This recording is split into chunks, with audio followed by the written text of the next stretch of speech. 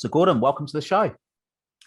Thanks for having me, Will. Always a pleasure to speak to you on this another fine day here in Rugby. So we've known each other some years now, and you are one of the people that I just class as a legend. You know, when everyone mentions Gordon Burcham, legend, you know, and I know that I'm not the only person to think it. There's many people that think it. So today, what I'd love to do is share with the people that are listening the reason why you're a legend, but not the reason why because it's going to blow up your ego and make you feel really inflated, but because so many people can take inspiration from the way you are, the things that you've achieved. And I'm really looking forward to having a conversation and catching up with someone that I regard as a good friend. So it's a great opportunity for a win-win situation. So for people that don't know, we originally connected coming up to 5 years ago now. Can you believe? Wow. 5 years. Yeah, I'll pass that one. Time flies when you're having fun. And yeah, we originally connected. But for people that sort of don't know, we originally connected. There's lots of times that you were developing and changing and evolving. But if we can go back and just talk about some of the sort of how life started out for you. I mean, we're not going right back to the moment that you were conceived. But if we can talk about the Gordon Burcham, the story of Gordon Burcham. Okay, cool. Well, first of all, thanks for calling me a legend. I don't think I am, but that's very, very kind of you. Yeah, I mean, Gordon Burcham, the story, I mean, there's been a journey, which there has for every human being. So, yeah, I go back really to when, I take you back to when the first recollection of being here on the planet was when the rain's beating down on my head and it's freezing, it's dark, and I'm under an itchy blanket and I'm screaming, I'm crying in a pram, and I can see my mom delivering newspapers so that we could eat. And I was 2 years of age, and I remember that so vividly. How crazy is that? 2 years of age. I remember that time and the toughness of life, the toughness of my mom and dad working 24/7 so that we could survive. I remember sometimes the stresses around money, the conflict that created as it does in life. And I remember always feeling like quite nervy, quite scared. And through school, that kind of escalated. In primary school, I was a very quirky young man. I was always like just a little bit different. At primary school, I only had 2 friends. Both were girls and both used to beat me up. And there was just very, very different. Remember I got my first earring, Will, like it was a big, and it, you could hold the curtains together. It's a big gold one. And I was like, walks into school, I'm going to look really cool. And you can imagine the banter and the Mickey taking and all this kind of stuff going on. And I was like, wow. I always felt just this very different child. And I was always, I suppose, quite alone, very nervy.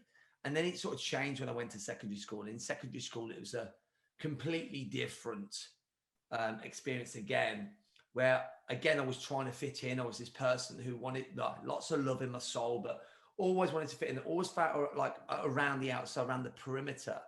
Always felt very different, and I was trying to fit in with the crowd. And I used to be called names and picked on, and then it sort of escalated into this physical bullying from a guy down the road, and it was horrible, Will. I mean, it was not, people say bullying. I remember getting kicked, stamped on, spat at, punched against a car, like in tears, running into my mom. And then my mom, I'd be crying. What's the matter? He just hit me. And my mom would clap me like this and run out. And I'd be like, this, I don't know what to do. I was in fear. And going down the park, and then he'd come down again. And just, I'd be walking backwards for an hour as he's just hitting me. And I remember I used to ride home from school and try and go the back way, and I'd ride and get home and slam my bike into the hedge and running like so nervous and fear that my belly had felt sick, and put on a video, and I just sit there trembling, not watching the video, but I was just sitting there praying it would go dark by the time the video ended, so my mum wouldn't say, "Why are you not going out?" And that was my life, really. That was the way it went. I was literally like, I was just in this state of fear. And I remember many times, I remember this one time, it always stands with me, this, and I still cannot understand this until I die. I'm walking up the road and there's this double decker that comes past, which had the kids' school kits on it. And as I walk past, there's a guy going out, they say, I'm going to kill you, like this. And I'm thinking, who are you? And this was kind of my life. So like this victim. And I had lived in this fear for a long, long time. And I got to the age of 16 years of age. And my friend came to me and says, I've started a martial arts class, started kickboxing. You want to come down? I'm like, you insane? Like, I'm in so much fear. Last thing I want to do is go to a dojo. So anyway, it ends up going down. He convinced me to go, goes down to the class. And you're talking to a kid, he's 16 years of age, Will, where, if anyone touched me, I'd cry, right? So because this martial arts dojo, and at the start, we were just doing pad work and stuff, and it was great.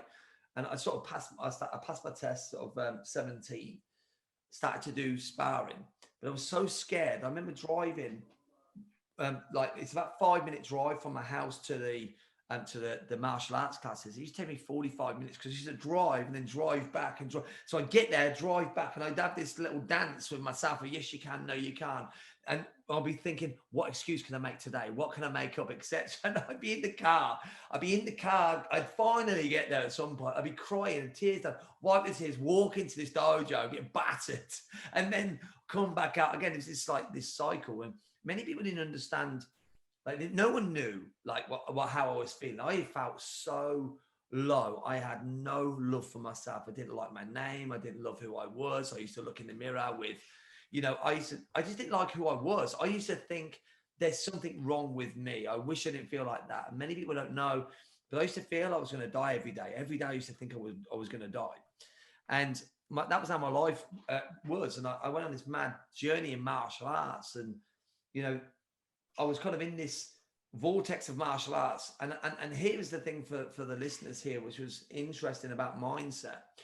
I remember my first tournament that I went to, and we all have challenges in life, and this was a big challenge for me. I'd never fought in anything, so I'm fighting.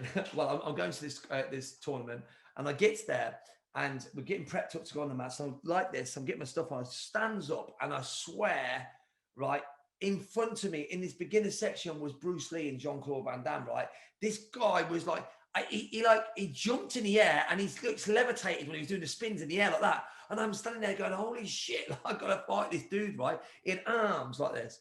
So he gets on the mat, fighting him, and literally every shot, bang, or gets knocked down. It felt like I was getting hit by a train. And I felt that self-worth diminish again. And I got full 10 points, full knockdowns, gets up crying. I was 18 years at this age, gets my girlfriend, I'm not going again. And then I go back in the dojo the following day. And that's Question for you. Why did you go back in? Because for people that are listening to this right now, they're hearing the type of person that you were, feeling low, all these rest of things. But the thing that I find fascinating, Gordon, and you know this because, I mean, is it okay if I share with people how we know each other? Yeah, sure. So Gordon and I, we've worked together, and obviously we'll talk about a little bit about that later on. But one of the things that that I've become fascinated with is people's mindset. What is it that makes them do certain things and think certain things? But for you to be battered in the way that you were by Jean-Claude Van Damme or Bruce Lee, who, just to be clear for everybody, said it wasn't actually them. It was that was the vision that you had in your mind. But what was it that made you think, you know what, I'm still going to go? Even though you were getting battered, you were getting for all the logical reasons that people would quit. What kept you going? I think it's interesting. I never want to give up, and I think I had a point to prove to other people. Like, it was like I need to keep going back because I don't. It was something to do with. I still try and connect with this, but I'm sure it was to do with how I was being perceived by others. I didn't want to look like I was failing, even though internally my belief in myself wasn't, but it was an external thing. I just kept going back to prove to other people. But actually, the more I look back at it now, I think I was proving to myself. I think I was trying to prove to myself that I could. And at the time, it was like, it was for other people. But for me, it was like, I'm never going to quit. I'm never going to stop. I'm going to find a way. And it was that mindset around, like, even though at the point where I was like, I'm not doing it again, I'm like, right, let's go again. At the point when I thought that I wasn't strong, So I didn't believe that I was strong. I believed I was very weak. Anyone listening to this, honestly, the weak, we all think in our own minds in our own way that, what we have is the biggest thing. But I honestly believe that I was one of the weakest people on the planet, at the time. I just didn't think I was strong at all, right? So, and it was this, and this was all in the mind, right? But I kept going, and I obviously didn't see that as strength. I do now see that was obviously a strength, but at the time I didn't. So I think I was just like proving to myself, yes, you can. And I had this will to win, to win whatever it needed to be done. I would do it. So I think it was to do with proving to myself for sure. And so when you were going, so sorry to interrupt, because obviously we shared in the intro about some of your incredible achievements of what you went on to do. But you said this will to win. So when you were saying, right, I'm going to go, I'm beaten up, but I'm going to go. Was it because you still did you have your mind on becoming world champion way back when? Was that sort of part of the vision, or? Definitely not around being a world champion. It was interesting. I would never have thought of dreamed of being a world champion. That was so like out here for me. For me, it was just like gaining the respect, I think. And that was the thing, to gain respect for myself and from others was quite a big driving force for me at the time. And it was just, but I had this insatiable desire to win. And I think that winning was definitely linked to being respected. And that was a big part of, obviously, with growing up, people not liking me, not loving me, which was clearly, when you look back, because I just didn't love myself, that was why, right? But at the time, you don't know that. Being a victim of a victim mindset, and all the things that had happened.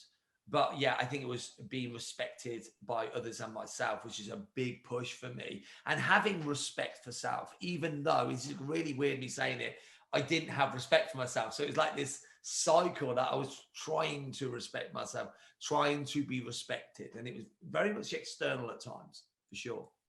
No, okay, cool. So sorry, I interrupted. So yeah, you were going to you kept going back even though you were losing. Yeah, kept going back, and here's the story, which was interesting on the mindset. I would be winning, like I don't eventually, because like anything, if you repeat it often enough, you'll find a way, right? So I started winning some like inter clubs, local tournaments. But here's what happened. I won a few, not everything. I lost a lot and won a few. Every time I won, there was a reason I won, was because the guy didn't show up properly. I'd eaten the right things. It was a lucky draw. I just felt good that day. It was a one-off. All these things, every single time I made up, the reason was because of something else. It wasn't because I was any good. And this was a pattern that went on for so many years, up to the age of 35, of this constant battle of self, this constant battle of self-doubt, doubting who I was, not loving myself, liking myself, etc. And not believing in myself one bit until at the age of 35, when I fought for England. And as you would have heard already, but the interesting point about that, winning the world title, was I won the British title in that February. And it was kind of a point in my life where I started to believe a little bit, but it was still very vague. I won the British title, and I was picked to go and fight for England in Canada. And I remember this, as we train, you do a lot of training for World Championships. So like you have 6-week prep up. You're up every morning at 5 o'clock. You're training 3 times a day, etc. We did all that. And then I remember being on the there's like the tunnel when you go onto the plane, and we're with the England team. And I remember reading this paper, Will, right? So I'm reading this paper. I can remember standing there so vividly. I look up and I look around at everyone, and all I think is, what the hell are you doing here? Like, who the hell? What are you doing? Like, and I laughed. I remember laughing, right? Because we were told that this would be one of the biggest world championships, some of the best fighters around anywhere. And I'm just like, what are you doing here? So he gets on the plane, gets over there. And I remember going, getting to the tournament day and to the prelims that you have, and gets on the mats. And the first fight I had, I won. And I was like, wow, at least you won one on the World Championships. Every fight went, and then it was Germany. Then it was Canada. Then it was a really big American, like huge, big legs. And I remember that was like the semis to get into the final. And I beat him, right? And I'm like, wow, done, you got this far. So I had this like thing of everything that I wanted. It's like, okay, you got this far, you got this far. Okay, at least you've done that. And I remember lying I'm in the reception area in the evenings with all the England team, and I'm stretching my hip out because I was fighting with a hip that was an 85-year-old hip. It all literally all the ball joints gone like on it. So I used to have pain, wake up every morning, and it's felt like someone I'd wake up through the night multiple times a night with a stabbing pain in my hip. So I'm fighting these guys like 18, 19, 20. I'm 35 years of age. My hip's like completely battered. I'm stretching it out. Like the pain's still unbelievable. And I hobble along to my, to the lifts to go upstairs then to go to sleep before the finals the next day. I remember thinking to myself, if you carry on, because at the point I was all just going, well, at least you're going to get a silver medal, you know, all that rubbish, right? It's like, oh, if you keep saying these things to yourself, you're going to get the same result. It's time for change. And there was this switch. And I remember started visualizing. I was visualizing this fight. And I get something to my hotel room and I lay there visualizing the day, when I woke up in the morning, how I would feel, getting on the mats, the preparation, fighting like effortlessly, scoring the shots, like just seeing this whole thing. I fell asleep visualizing. And I woke up in the morning with the most intense state of calm I've ever had in my life. Like I woke up so free. And I remember like literally I put everything in my bag neatly. If I'd had an iron, I'd iron my socks, you know, it was that kind of perfection thing. I'd go downstairs, have something to eat, and it was just in this state of calm, goes down, gets prepped up on the mats, feeling relaxed. And my whole life had been based around chaos and try. And it gets onto the mats. And what's interesting is as I'm on the mats preparing, and I hadn't thought about this, who am I against? And I literally, as I'm preparing, I look up and there's a carbon copy of the first guy I ever fought, that one who looked like Arnold Schwarzenegger. Wow. And, you know, it's like him. It's not him, but it's a similar person. Young, he's 18, he'd won everything. Well, everything. His arms like this. I'm 35. We're like, okay, here we go. So fight's in the first round. And I'm striking, I'm doing the thing. It's like I was there, but I was not there. And I get into the last round. I'm sitting down. My instructor's like, look at us, look at you win, like points over, and I'm up and I'm winning. I'm like, oh, at least I did this one. Yeah, all that. And I was like, no, come on, refocus. And I'm there, I'm fighting away. And I'm just not there. I'm just like I'm watching myself. And all of a sudden I'm just there standing. And my right arm gets raised and it says, Gordon Burcham, world champion. And I remember I'm looking at the crowd and I'm screaming, crying. The tears are in my eyes. I can't believe it. I feel like I'm dreaming. And it was this emotion, this release of energy that, you know, everyone could feel it in the stadium.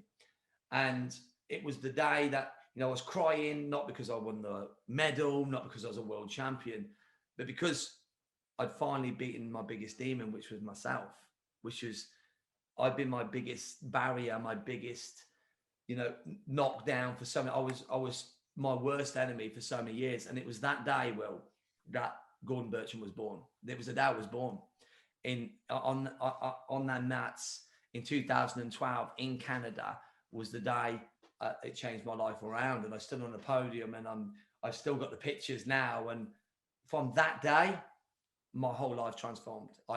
I went on to win 3 consecutive world titles, built 2 multi 6-figure businesses. I written 2 books, etc., which you've already heard about. But it's that moment that then, you know, all of the pain, all the challenges, all the hurt, all of the stuff. But what was interesting for me, the biggest thing for me was I could finally respect myself. I could finally love myself. And that was the change, Will. That was it. That was the question change. for you. I've got, because we like I said, I've heard this story many times, and one of the main I said to you before we started recording, I said there's 3 stories I really want to make sure you talk about, and I think your particular story is particularly admirable because you wasn't someone that just had this dream of I'm going to become the world champion. It was you basically went to kickboxing because you were fed up of getting bullied and beaten up and wanted to do something about it. But as we've already established, it was a case of it was more about the self-respect and to prove to others, but indirectly prove to yourself. And do you think that moment of the first time you were world champion was created was Gordon Burcham? So here's the question for you: was Gordon Burcham born then, or do you think it was actually in those moments when you got beaten the crap out of, but you decided to go back to the dojo? Yeah, it's an amazing question, and you know, you need the challenges of life. You need the, you know, the heartache, the pain. You need to go. That's what's shaping you to become and get the result. So absolutely, I was definitely born that day, 100%. But I had to go through that. I had to go through them challenges. I had to go through all of that pain. I think the molding over them years, you know, the day I was born was just the icing on the cake. It was just like the transformation, but it's the journey that you go on. That is where the gems are, the gold is that experiences that you have in life. And all my experience of working with some incredible people like yourself, and there's been dozens and dozens and dozens of people that I've witnessed and very, very privileged to be part of their transformational journey. You know, that you talk about going from caterpillars into butterflies. It really is in that instance so many times. I'm very, very privileged to be able to be in a small component in many, many people's in that respect. But the thing that I think is really interesting is that what you just said there about going through those pains and those challenges are what shape you, because the story doesn't end there, does it? You know, yes, you become world champion, you did it 3 consecutive years. You went on and did that. And then you decided to think, do you know what, actually, I'm now going to make this a business and start up G-Force, which is your martial arts business, which now is absolutely thriving, one of the best in the UK. But it's fair to say you had some significant challenges with that as well, right? Yeah, absolutely. And so it's hard to tell this story because there's 2 parallel universes going on here. So like there's the martial arts journey, Will, while I'm already building a martial arts business. And, you know, I started a martial arts business in 2000, it was, right? So and when we're talking martial arts business, what I'm talking about is I'm teaching teaching students martial arts, right? So parallel to my journey in the arts, I'm building up a small business and just ticking along while I've got a full-time job. Builds this up, and over time, well, I remember I got to a point where I built it to 55 members, and I was like, I want to get a full-time facility. Crazy at the time, didn't know what I was doing. Get a martial arts facility, and we got a little martial arts, little social club that we converted into a martial arts school. And over 6 years, we grew it from 55 members to 75. In 6 years, it was like, wow, I'm really good at this. And I was doing everything in that business, but didn't know what I was doing. And I was doing marketing, et cetera, et cetera, et cetera. But something like one of the hardest things that ever happened to me, which was 12 years ago, which was 2008, 9, you know, near the crash kind of time. And I remember waking up one day. I literally wake up, look at my wife.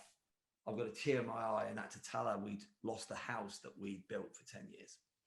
The house that we owned, that we got a mortgage on, etc.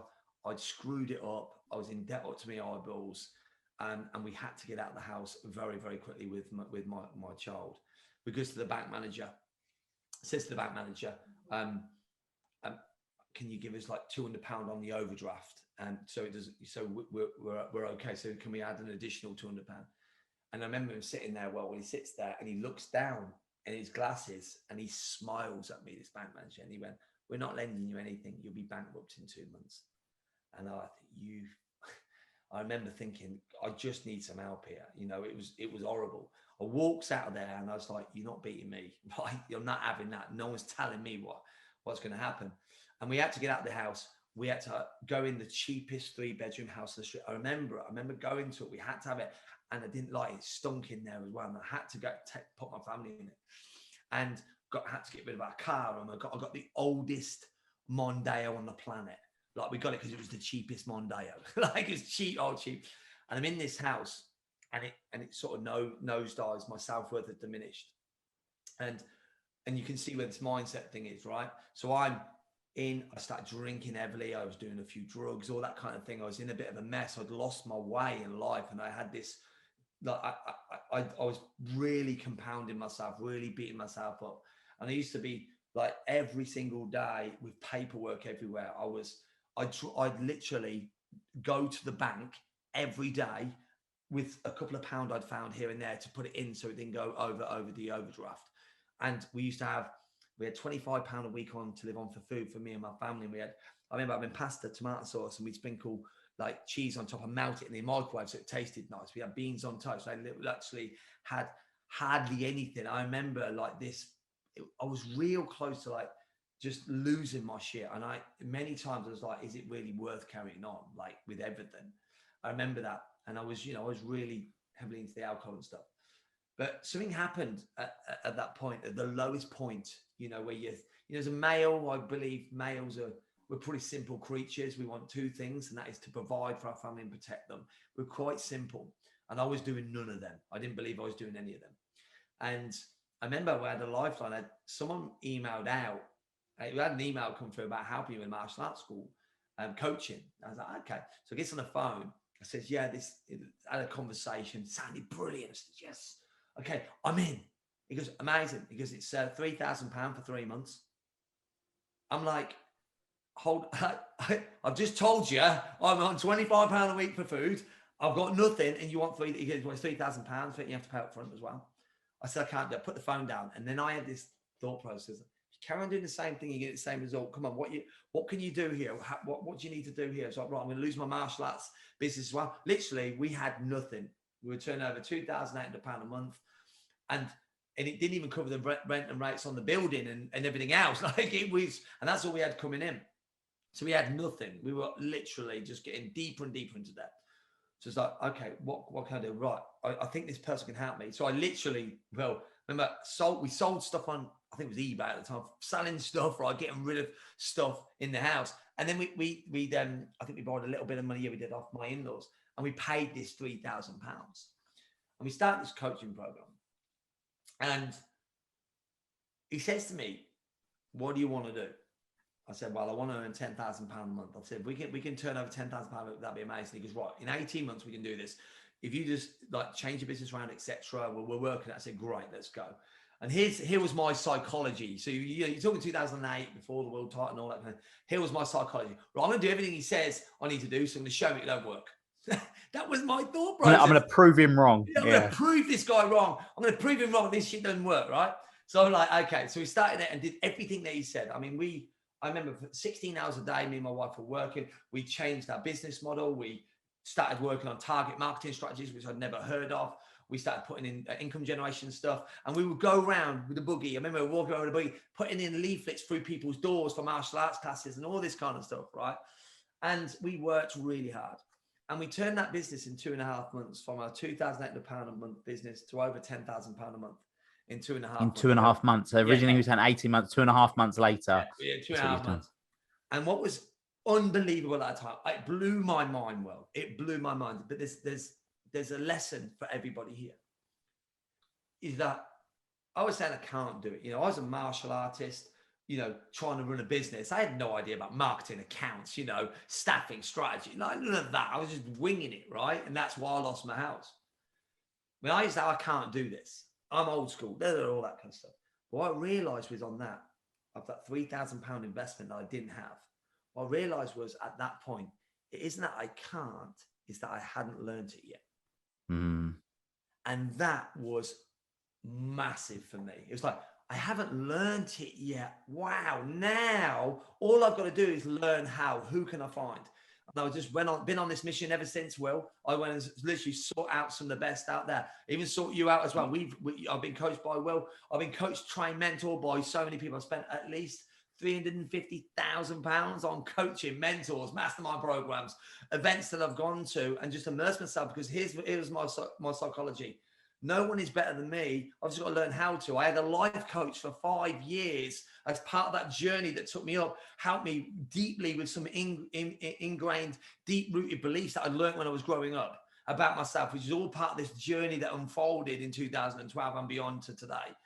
I was like, wow, if I can learn, all I've got to do is learn how to. It's not that I can't. It's not that I'm not good enough. It's I hadn't learned it yet. And even at that time, even in 2008, even though I didn't believe, what I did believe from that 2.5 months of transforming that business was that I had to learn how.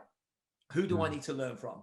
And I've just gone on this massive journey of personal development so thankful that I've been on it, and I have a privilege and an honor to serve human beings now, and on their own journey of challenge and self-belief and business, and that's what I believe I'm born to do now. And look, I always have huge admiration for you sharing that story, because it's extremely vulnerable. Obviously, those years ago, 12 years ago with your family, like you said, the £25 a month not a month, sorry, £25 a week to live off of, the whole family, eating the pasta and the baked beans and whatnot. And what I think is incredible is where you've now taken that to. And everyone that's even listening to this, people that are watching, you can see how animated you are, but people listening, they can hear your energy and your inspiration and your drive to want to help people. And that, and I've written it down here. It's not that I can't, it's that I haven't learned it yet. I mean, what an empowering belief to have. It's not that I can't, it's just I haven't learned it yet, or I haven't learned how to yet.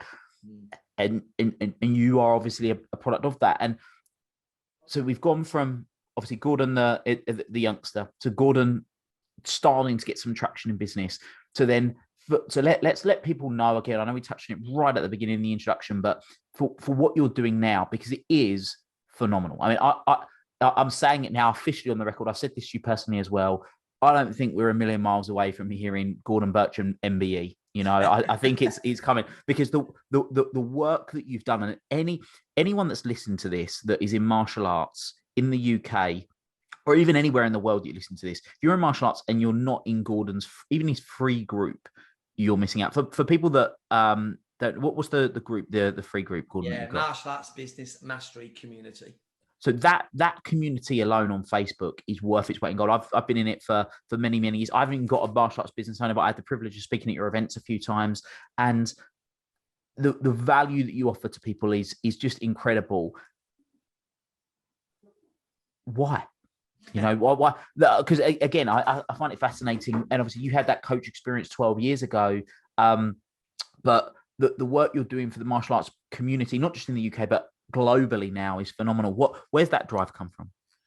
I think it comes from, having a massive heart, I just love human beings. Well, I just love people. I just love seeing people smile. I just have a desire to see people happy, and to help people, to see people transform and to see them grow and evolve. I genuinely have, it's part of my calling in life. And the reason I do what I do every single day is because I genuinely want to see people happy. I've lived a life of, not loving myself.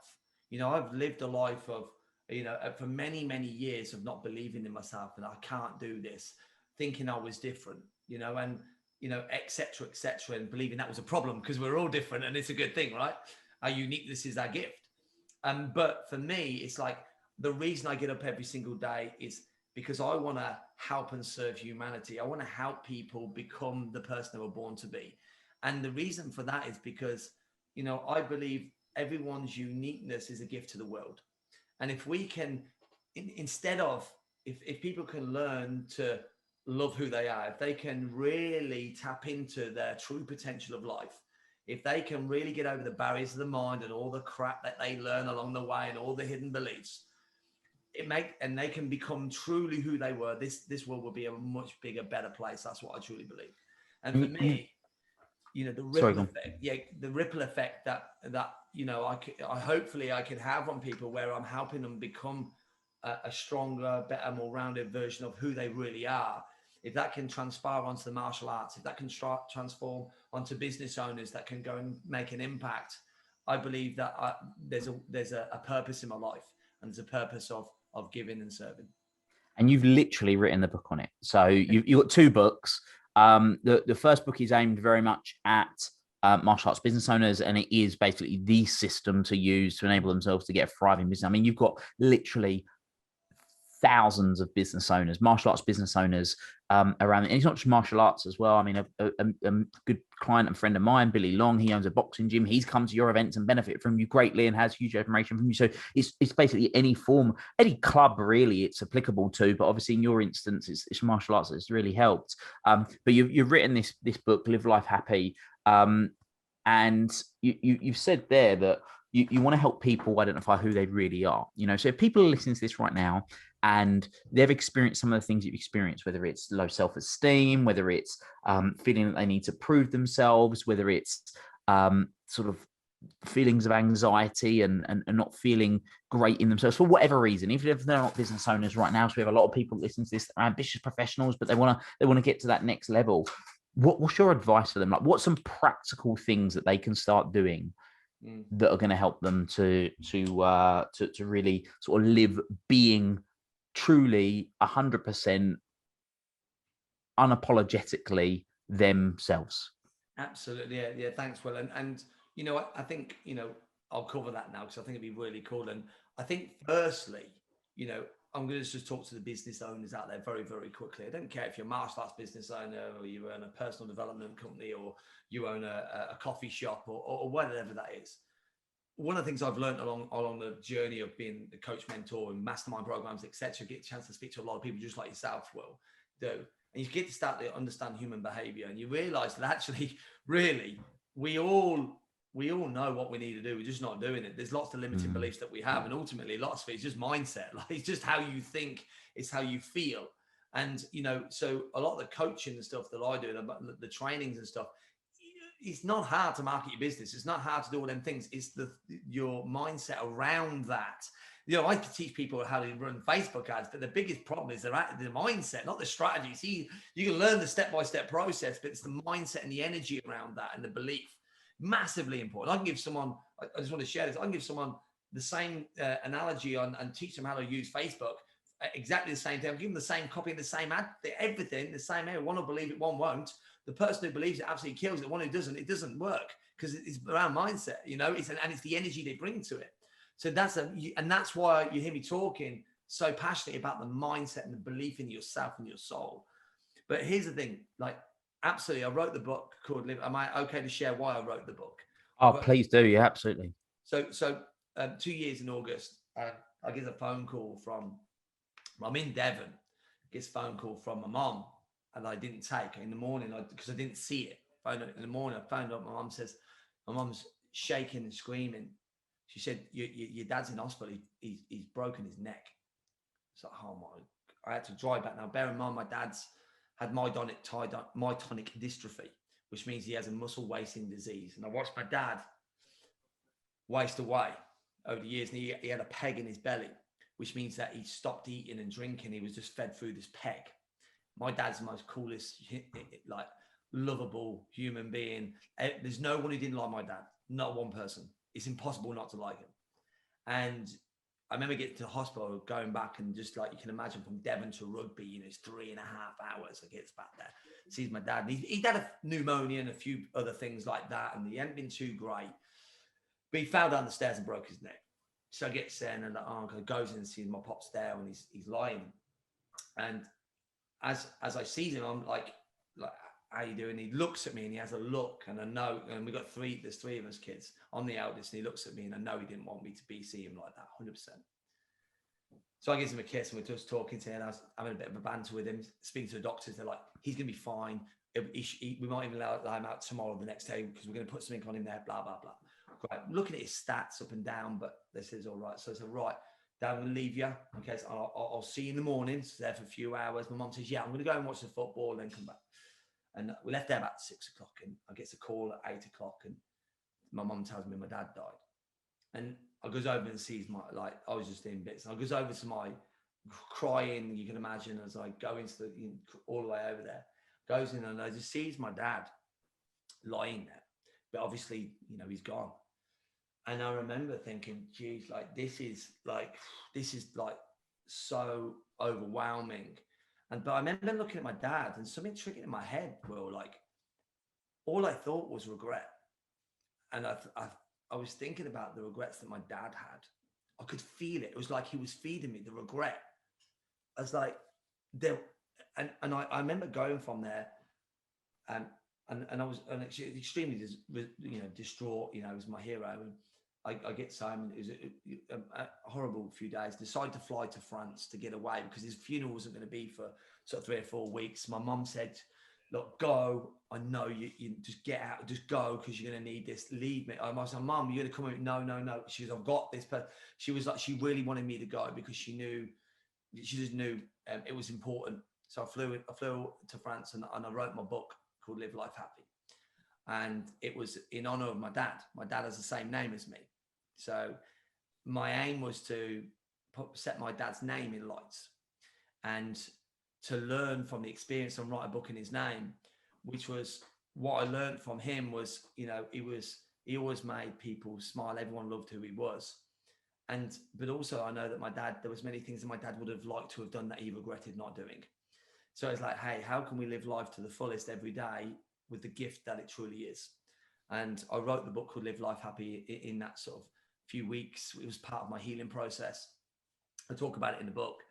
And it was all about how we can create change, how to really love the life that we live. Over years I love life. I love living. I love being here. But from that day, I've loved life even more since my dad passed away. And it's like, as I'm writing the book, it's like, you see people walking around, Will, they're the walking dead.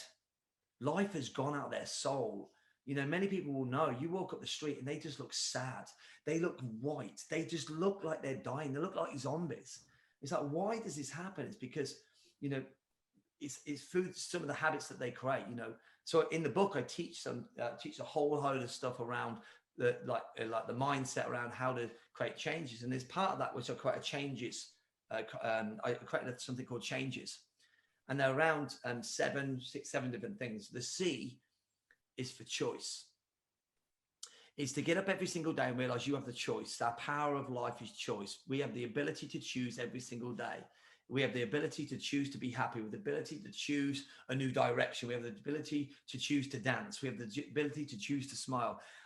Human beings are the only animal on the planet that has the ability to choose. Jim Rohn was saying, if the goose can't fly north in the winter, has to fly south. We have the ability to change direction. We have the ability to choose what we want. If many people they think life is happening to them when it's happening for them, all of that kind of stuff. It's like, hey, if you could get up every single day and say, I choose to be happy. I choose to live with passion. I choose to live with love. I choose to smile more and give more. That's got to be great, right? So I was like, okay, stand up and believe and understand that you have the ability to choose how you live, number one. So that C is for choice. The H is for happiness. It's to live a life with happiness. So what makes you happy? Do that. Many people say, well, I don't like my job. Well, choose to do a different job that makes you happy. It's like happiness, what makes you smile? If dancing makes you smile, do more dancing. If you love going to yoga, what makes you happy? So I believe happiness is right up there with oxygen. If we've got the choice, do more of what makes you happy. I don't know anyone who's sad when you're happy. If you're doing the things you love, you can't not smile. So it's like, hey, every day you get up, remember you have the power to choose what makes you happy, choose what makes you feel alive, and do the things that make you happy. The A is for affection and love. So it's like, okay, so as I'm up here, affection and love. Okay, well, I need to love more people. I need to love my family and love my clients and love. Love is the biggest energy in the world. It's the one thing that is boundless. It's one thing that'll move mountains. It's like, well, if I can get up every single day and I can live with love, if I can give love unconditionally, if I can give that to the world and I can love my fellow man and I can love everything that I'm doing. If I'm making a bowl of cornflakes, I'm going to love making a bowl of cornflakes. It's like, I'm going to love doing that. But then I've got to love myself. I've got to love that human being that looks in the mirror every single day with passion. I'm going to kiss that person. I'm going to say, I'm going to love everything about myself unconditionally. I'm going to love that, I lose my keys and nearly flood the bathroom every single day. And I leave the door open and I love myself. I'm going to love who I am, not who I feel I should be. It's like, no, if you can live with love for yourself, with absolutely who you are, without trying to be somebody. Many people are so busy looking at other people, wishing they were them. So it's like, no, stop trying to be somebody else, because you were born to be you. Love that human being. You won't be anybody else but yourself. It's like, stop looking at others with love and start looking internal at all that you are. It's like, okay, I'm going to live with love. So it was like affection and love. The N was for never judging, removing judgment of other people, removing the judgment of the person down the road or the client or the, or your neighbor, or you're judging your wife or your husband. Remove that judgment, because everyone is doing everything they can with the resource. They're doing the best they can with the resources they have. Respect other people, because as you respect others and you stop judging them, you will stop judging yourself.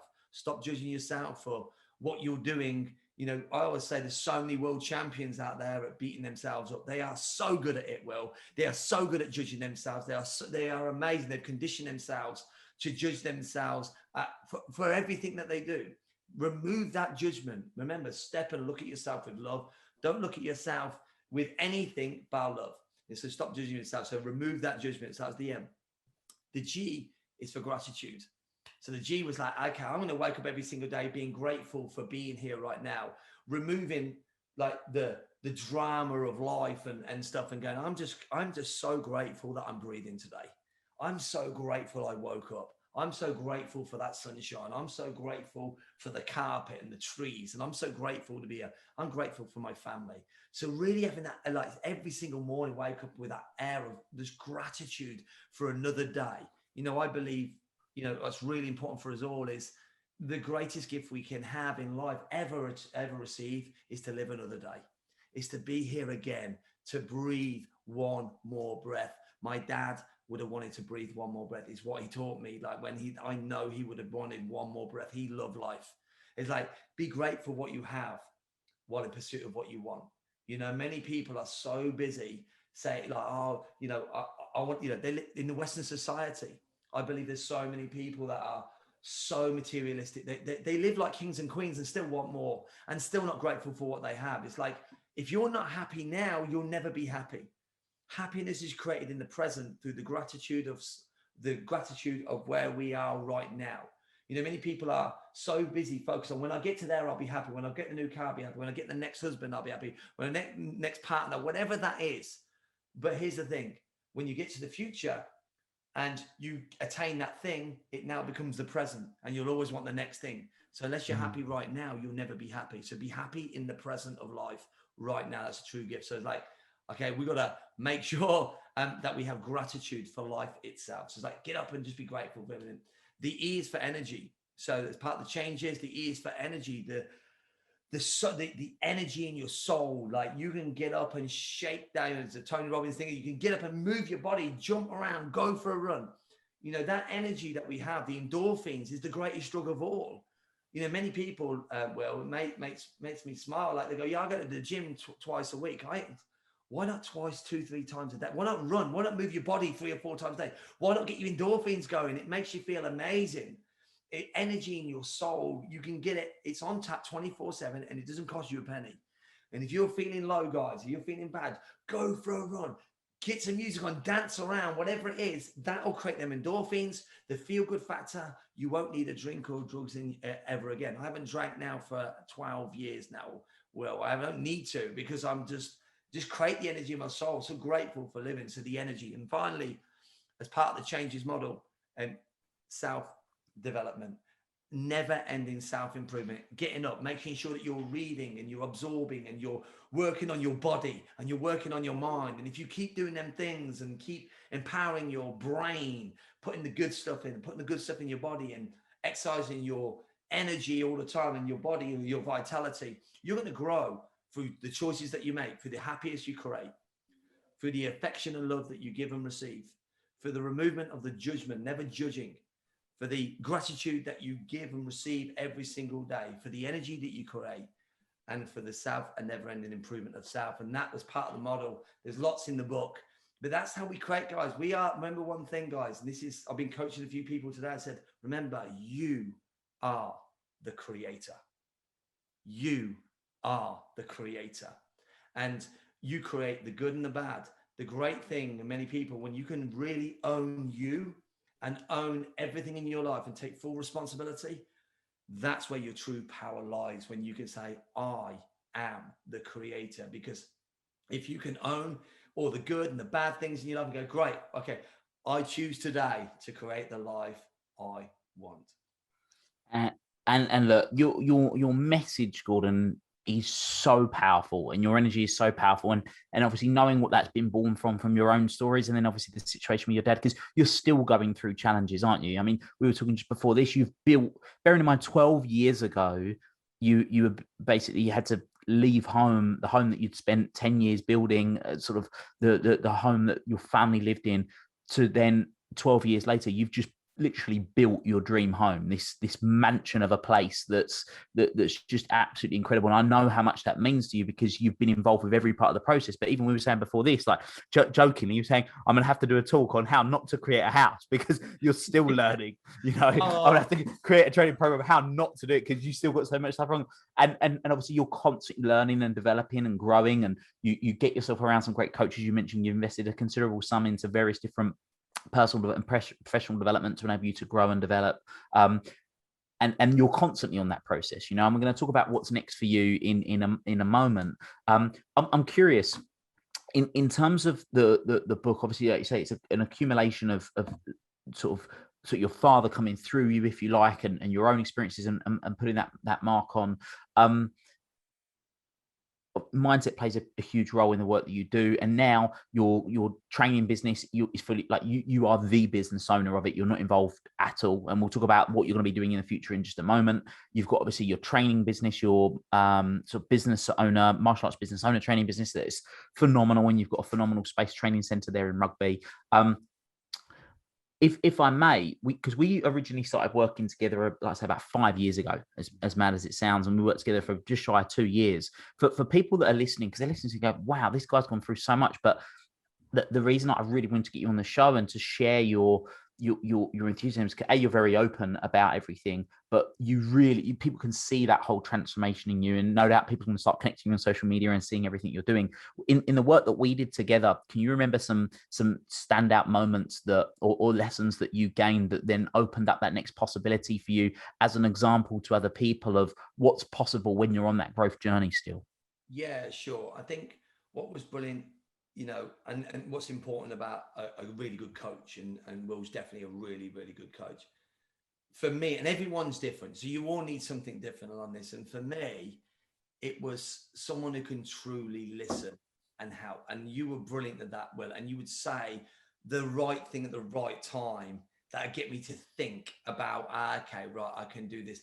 I can't pinpoint exactly because there were so many of them, but for sure, the biggest thing for me as part of that whole process was the support. Like when you need a bit of clarity, you need to stop reading the book here. Someone just goes, I'll read it over here. And yeah, that genius about you to be able to get you to tap into yourself a little bit as well, get the work on yourself and how do you see that, which was absolutely brilliant, and get you to really ask the questions of yourself. I think that's really, really important. So it's all about, number one is having, you know, you being there, being a great listener, and then saying the one or two things that would just get me to go, bang, okay, great, got it. Yeah, I've got it. Thanks for the clarity. And a lot of times it's clarity, like depends on your level and where you're at. But like if you've been on a journey, which I had, and you know, I've been in personal development and coaches for years, and when I met Will, it was like fine tuning me in many ways. That makes sense. Little things which were brilliant and have definitely helped massively. So, but also, I've got to say this to listeners: having a coach that genuinely cares and genuinely will pick up the like, you got a problem, bang, I'm there. So what you taught me, Will, which you may not know, is the speed that you get back to people when they need help is, I take that model myself and I do the same thing. You won't know that. That's how I do it. Yeah. So I learned that you were just bang. Yeah. I mean, yeah, no problem. It was never a thought. It's like bang, as soon as you've seen it, you wanted to help. And that's exactly how I run mine now and stuff like that. So yeah, I think it's been, I'm always thankful to you, Will. You've been absolutely amazing. And all them parts, every single person who helps you along the way are all part of the jigsaw puzzle, guys. It's never, I want to share this. It's not one thing. It's never one thing. It's the synergy of the whole that creates. I could, first of all, thank you so much for those kind words. I think you've absolutely nailed it though when you said it's those marginal, those tiny little things. Like when I think it's Les Brown says success is a lot of small things done well day after day, and it's all those little components, those tiny little optimizations that add up to a whole improvement overall. You know, when I fly Cessna planes, when you're flying the plane, you'll know this. Well, you've flown a plane and stuff like that. When you're flying, you're not, you know, you're on the, when you're on the runway and you're having your lessons. So I'm not a pilot, but I've flown a fair bit. And you're on the runway and you take off, and then the instructor's smashing your hand because you've got both hands on. You're like, oh, like this, right? And then he's like, and then you're like, right, he goes to the fingertips. So you're like, okay. And then you put the one, and no, you got two hands. You put one hand down. He goes, no, fly with your fingertips. You're flying with your fingertips with one hand.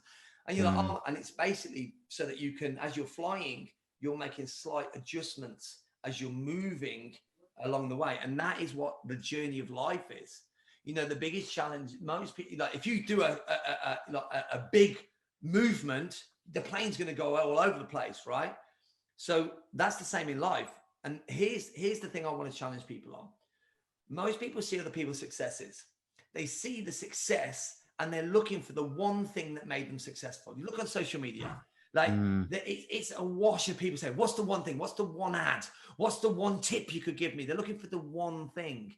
Or the 3 secrets, or the 7 secrets. And here's the thing, my friends, you'll get pulled into the funnels. Again, Will knows I'll be open and real. He knows I will be open and real, right? You'll get pulled into the funnel, and it's all a journey. Like, it's not the one thing, the one trick, get this auto sequence, it's all bullshit, right? And the reality is, you need to go on a journey of development. It's going to take time. Success is a journey.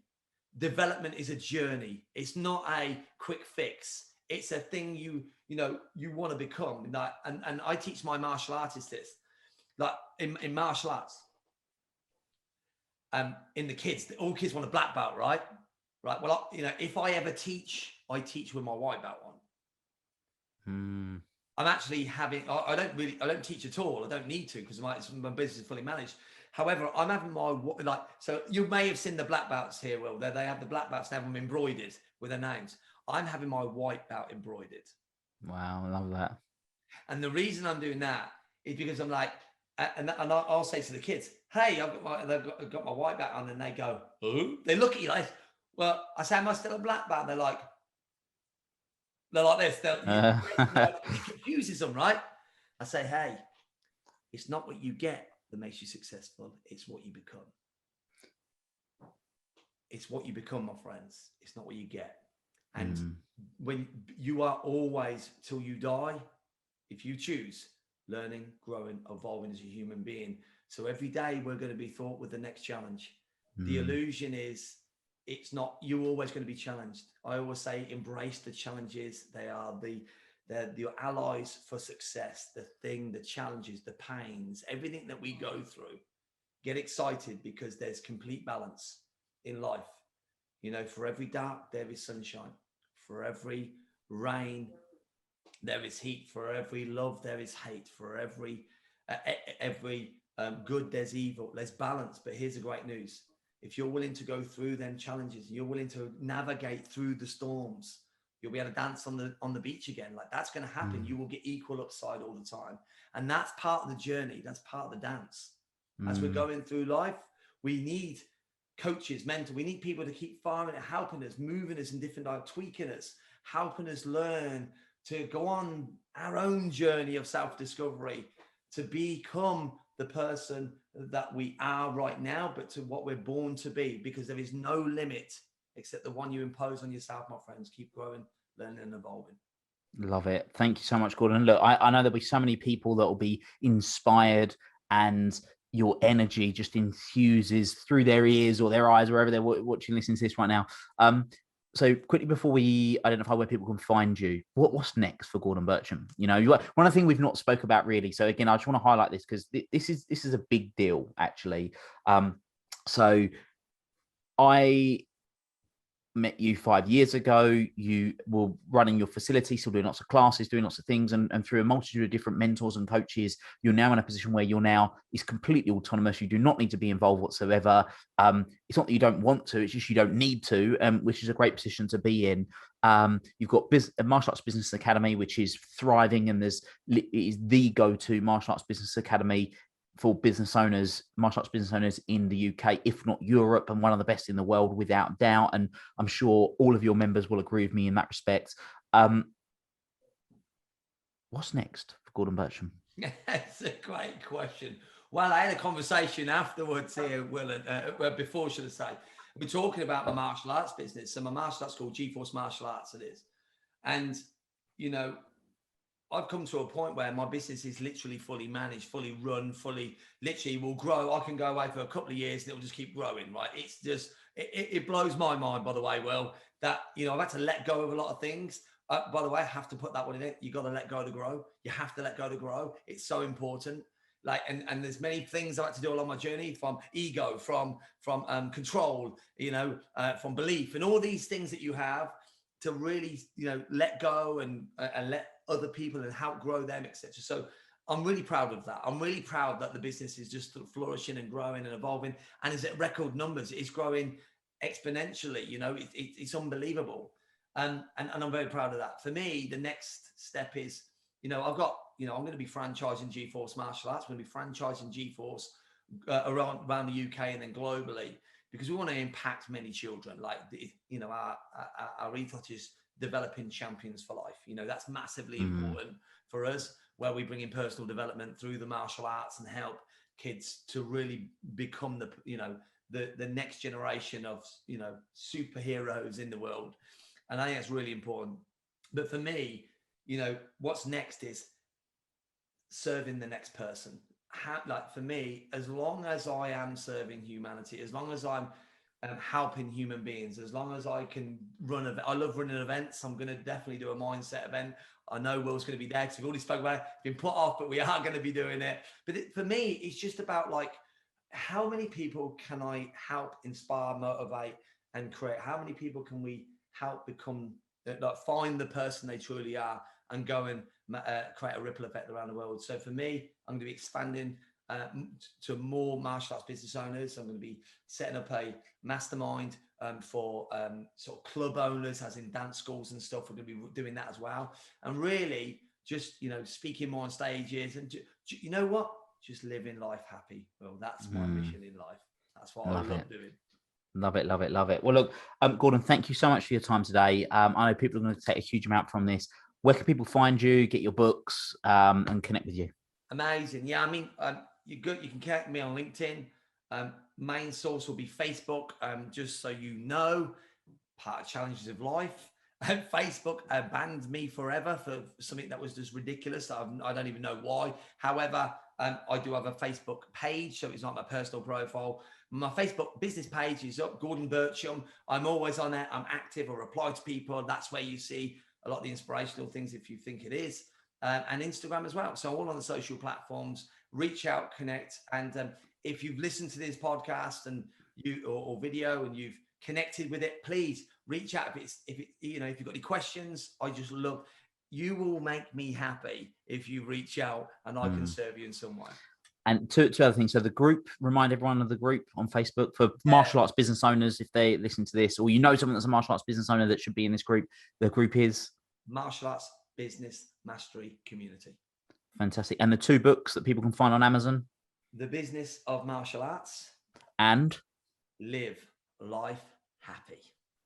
Wonderful. Well, look, Gordon, it's been fantastic. Thank you so much. It's been really great to catch up, my friend. For everyone that's been listening to this, go and connect with Gordon. Let him know what your thoughts of the show that you've been listening to today.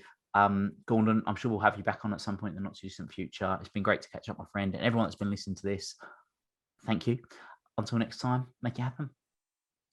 Thank you for listening to this episode of the Make It Happen with Will Polston podcast. Make sure you join Will's free Facebook group, the Make It Happen community.